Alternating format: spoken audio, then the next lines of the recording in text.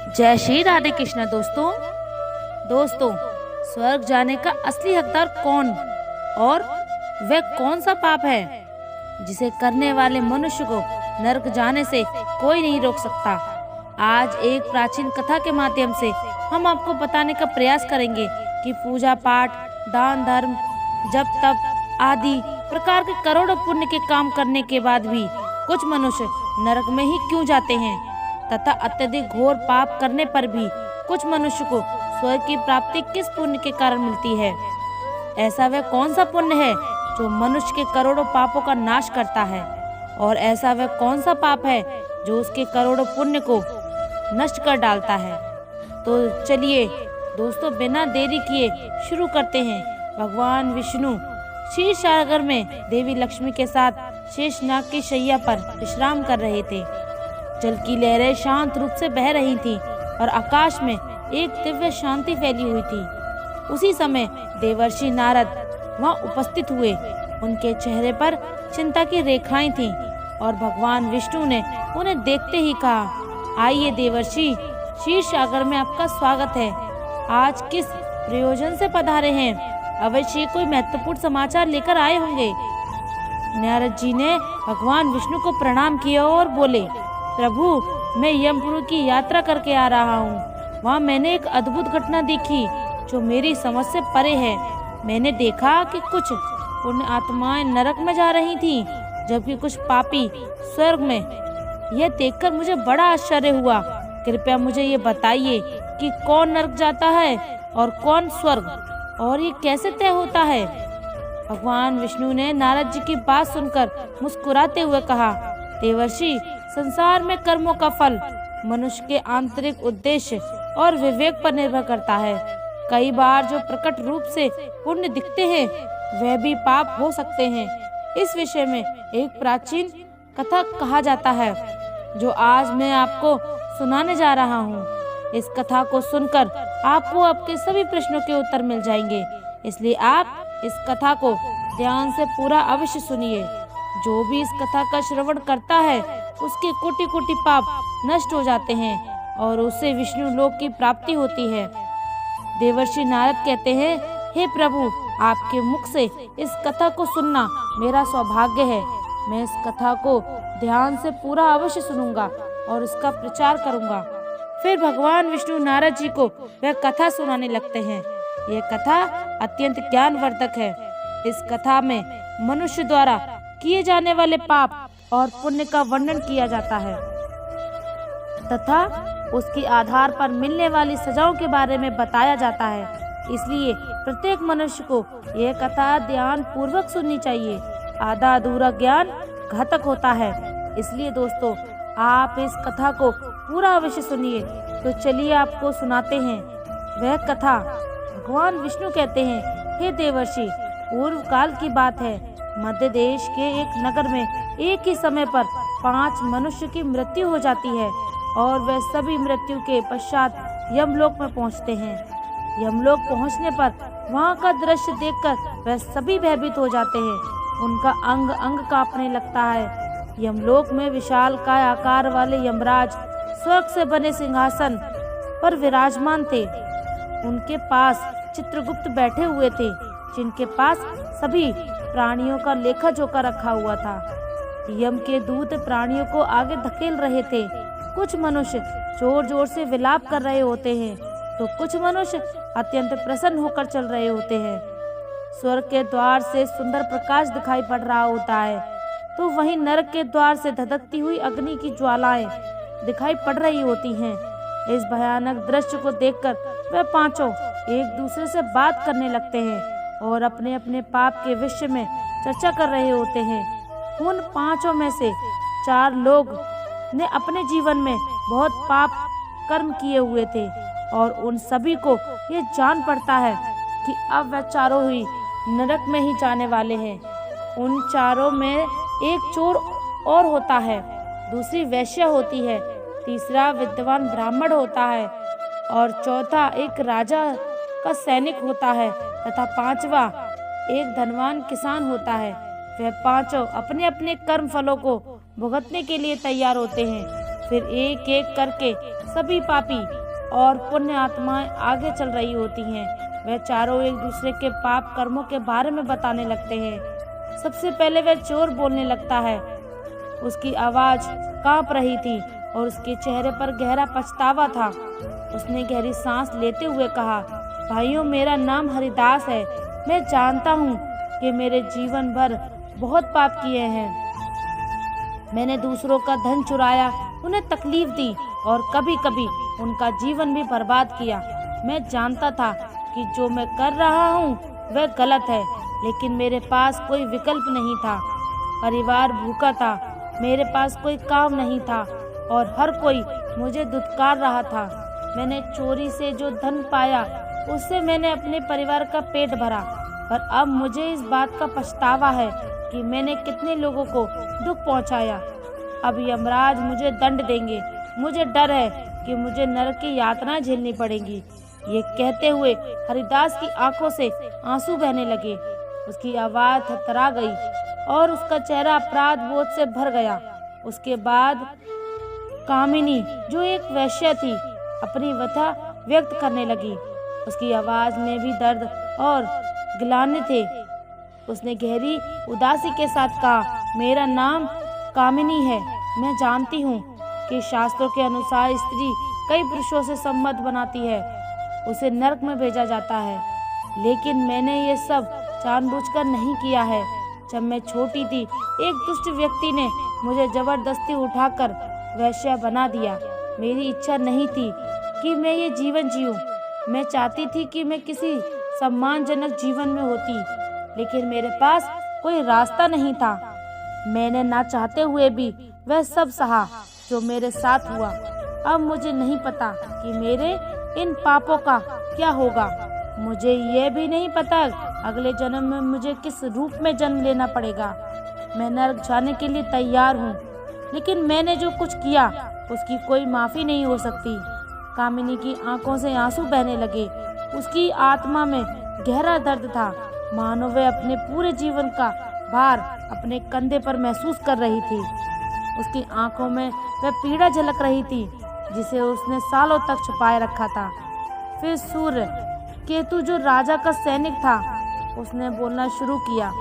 उसकी आवाज भारी और उदास थी, मानो उसे अपने जीवन के पापों का एहसास हो रहा हो। उसने दुख भरे स्वर में कहा, भाई, मेरा नाम सूर्य केतु है। हम चारों में सबसे बड़ा पापी मैं ही हूँ। मैंने बहुत बड़े पाप किए हैं। मैं राजा का सिपाही था, इसलिए मैं लोगों पर जोर जबरदस्ती करता था। मैंने कितनों के प्राण लिए हैं, ना जाने कितने मासूम लोगों को सताया है, ना जाने कितने निर्दोष लोगों को मेरे हाथ से दंड मिला है। यमराज मुझे कभी क्षमा नहीं करेंगे और मैं निश्चित ही नरक में जाऊंगा। लेकिन मैंने ये सभी पाप जानबूझकर नहीं किए हैं, मेरे से करवाए गए हैं। अपने प्राणों के भय से और परिवार के पालन पोषण के लिए मुझे ये पाप करने पड़े। हमारा राजा जो कहता था उसका पालन हमें करना पड़ता था। राजा के विरुद्ध भला कोई साधारण मनुष्य कैसे जा सकता है। ये सभी पाप करते हुए मुझे अत्यंत दुख भी होता था और मैं जानता था कि यह पाप करने से मुझे नरक की ही प्राप्ति होगी। किंतु परिवार के मोहवश होकर मैंने ये काम किया। लेकिन पाप तो पाप होता है, पाप करके पश्चाताप करने का क्या फायदा। इसलिए मेरा नरक में जाना तो तय है। उसके बाद वह जो विद्वान पंडित बोलता है, भाई, हम चारों में से सबसे बड़ा पापी मैं ही हूँ। तुम लोगों ने तो पाप किए हैं, वे जाने अनजाने में किए हैं या किसी से तुमसे जबरदस्ती करवाए गए हैं या मजबूरी में किए हैं। किंतु मैं तो विद्वान था, मैं सब सत्य असत्य जानता था। मुझे सच और झूठ का ज्ञान था, लेकिन फिर भी मैंने धन के लोभ में यह पाप किए हैं। शास्त्र कहते हैं जो सब कुछ जानकर भी पाप करता है वह निश्चित ही नरक में गिरता है। मैंने अपने ज्ञान का दुरुपयोग किया। मैंने अपने ज्ञान का उपयोग लोगों की सहायता के लिए नहीं, बल्कि धन को कमाने के लिए किया। मेरे घर की परिस्थिति अत्यंत गरीबी में थी। मेरे पिता भिक्षा मांगकर गुजारा करते थे, लेकिन मैंने अपने घर की गरीबी को दूर करने के लिए धन लेकर ज्ञान देने की चेष्टा की। शास्त्र कहते हैं जो विद्वान ब्राह्मण अपने ज्ञान का दुरुपयोग करता है उसे निश्चित ही नरक में जाना पड़ता है। मैंने लोगों को ज्ञान देने के बदले उनसे धन लिया है, कभी किसी को मुफ्त में ज्ञान नहीं दिया। इसलिए आप चारों में सबसे बड़ा पापी तो मैं ही हूँ और मुझे ही नरक जाना पड़ेगा। तब उसके चेहरे पर पश्चाताप की गहरी लकीरें थीं। उसकी आंखों में से आंसू थे और उसका सिर शर्म से झुका हुआ था। वे अपनी आत्मा के बोझ से टूट चुका था। इन चारों की बात सुनकर महिपाल, जो एक घमंडी किसान था, हंसने लगा। उसके चेहरे पर घमंड और अहंकार साफ दिख रहा था। उसने ताने मारते हुए कहा, तुम चारों तो इतने बड़े पापी हो कि तुम लोगों को नरक में जाना ही पड़ेगा। तुम लोगों ने घोर पाप किए हैं और इसलिए यमराज तुम लोगों को भी कभी माफ नहीं करेंगे। यहाँ पर मौजूद अकेला मैं ही हूँ, अधिक पुण्यवान हूँ। मैंने अपने जीवन में बहुत पूजा पाठ किया है, ब्राह्मणों को दान दक्षिणा दी है। मैंने मृत्यु के पूर्व गाय का दान भी किया है और अब मेरे सभी पुत्र पौत्र मेरी आत्मा की मुक्ति के लिए बड़े कार्यक्रम का आयोजन कर रहे हैं। मेरे लिए श्राद्ध, दान, तर्पण कर रहे हैं, यज्ञ कर रहे हैं। इसलिए मैं सबसे अधिक पुण्यवान हूँ। मेरी 3 पत्नियां हैं, 10 पुत्र हैं। इतने लोग मेरी मुक्ति के लिए उपाय कर रहे हैं। और हाँ, मैंने अपने जीवन में कभी कोई पाप नहीं किया है और जाने अनजाने में किए भी होंगे तो मेरे पुत्रों के श्राद्ध आदि के कार्यों द्वारा मेरे पाप भी नष्ट हो जाएंगे। मैं नित्य देव पूजा करता हूँ, मंदिर जाता हूँ, पर आए हुए अतिथियों को भोजन कराता हूँ।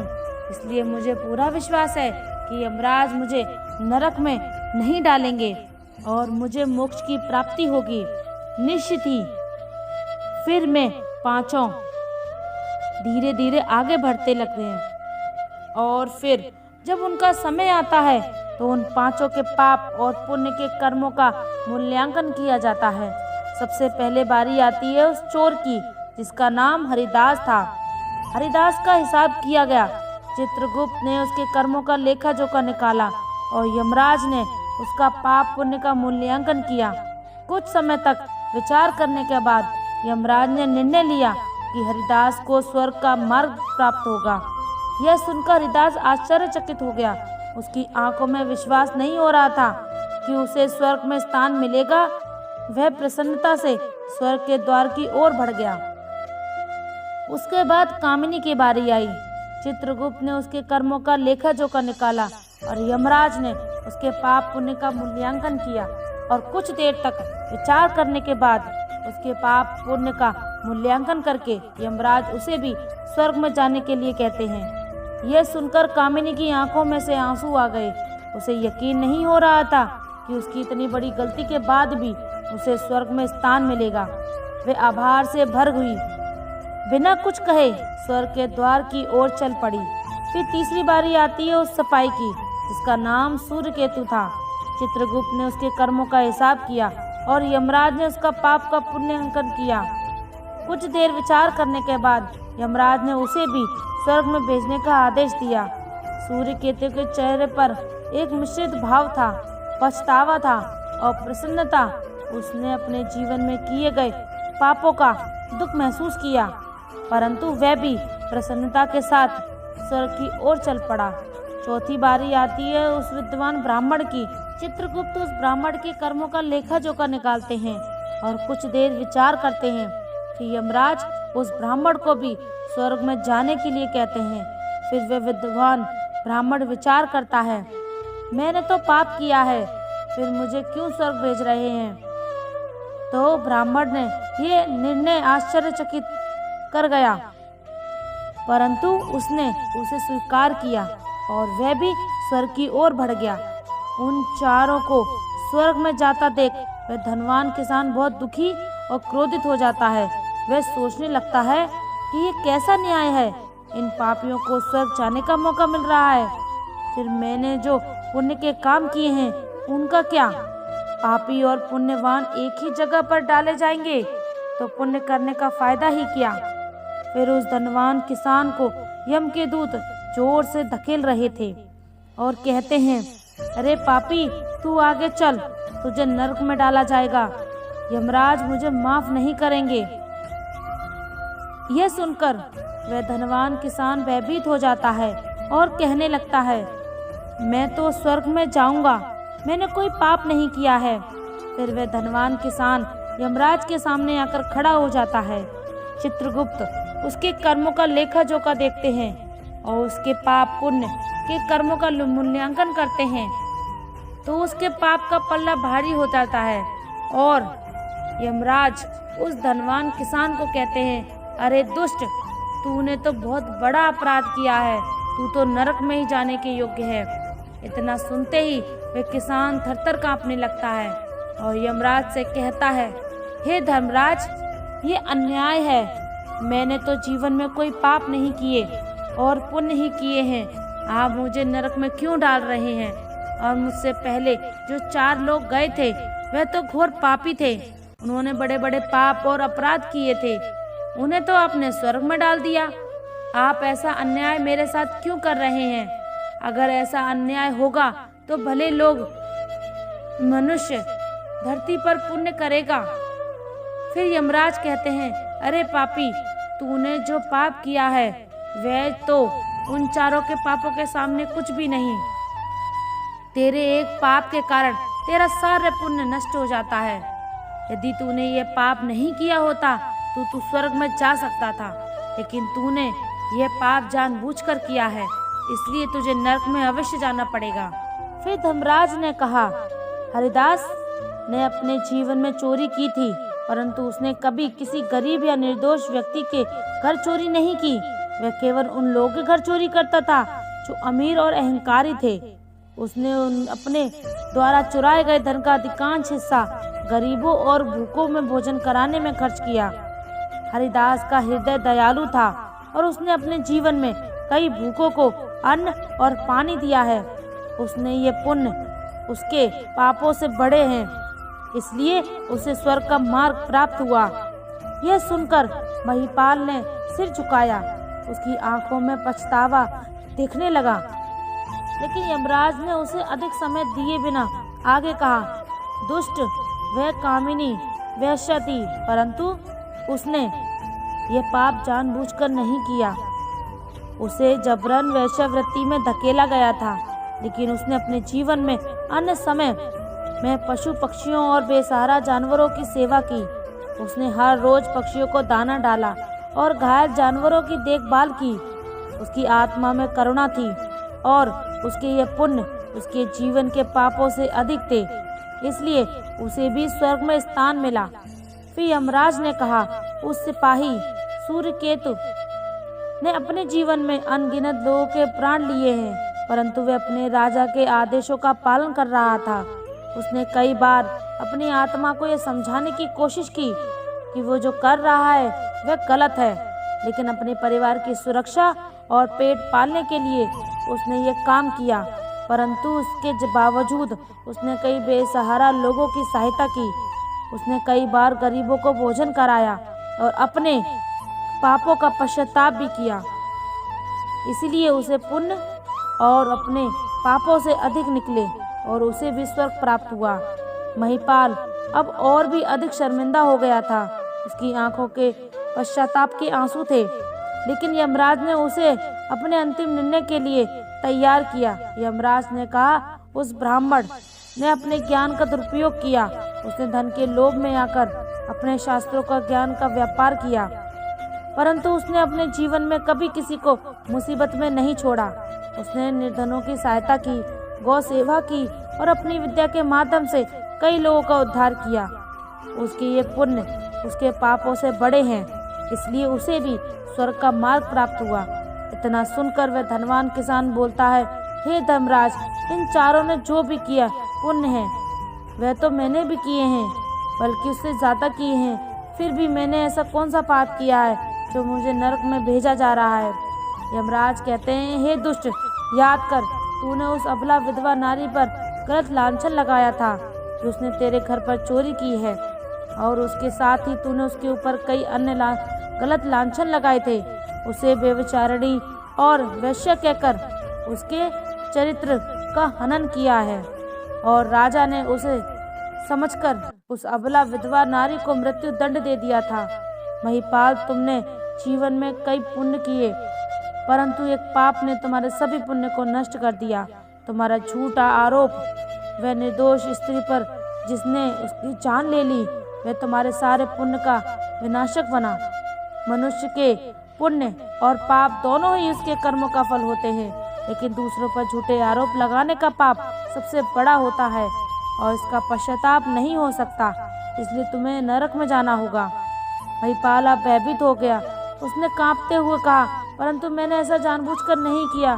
मुझे नहीं पता था कि मेरे इस अपराध को उसकी मृत्यु हो जाएगी। मैं केवल अपने धन की रक्षा कर रहा था। यमराज कहते हैं, हे पापी मनुष्य, ब्रह्म हत्या, चोरी, मंदिरापान आदि प्रकार के घोर पापों से भी प्रायश्चित करके मुक्त किया जा सकता है, किंतु दूसरों पर गलत लांछन लगाने पर कोई प्रायश्चित नहीं है और दूसरों पर गलत आरोप करता है, सत्य जानबूझकर दूसरों को झूठ कहकर उनके ऊपर दोष डालता है, वह तो सबसे बड़ा पापी है। उसके द्वारा किए गए सभी पुण्य नष्ट हो जाते हैं, इसलिए तूने कितने भी पुण्य किए हैं वह सभी उस एक पाप के कारण नष्ट हो गए।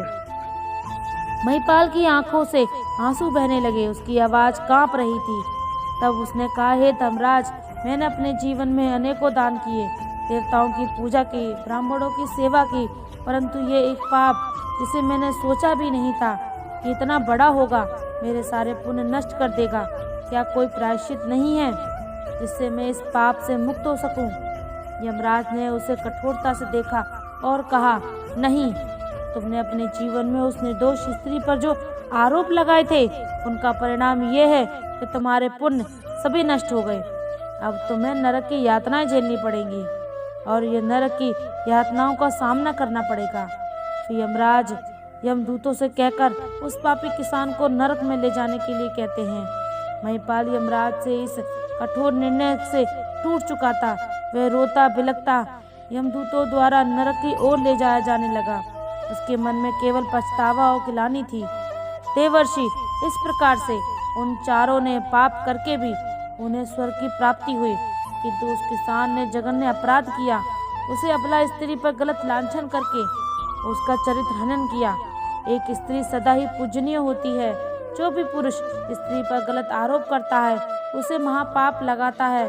कभी किसी स्त्री की दुर्बलता का फायदा नहीं उठाना चाहिए। पराई स्त्री को सदैव ही माता समझना चाहिए।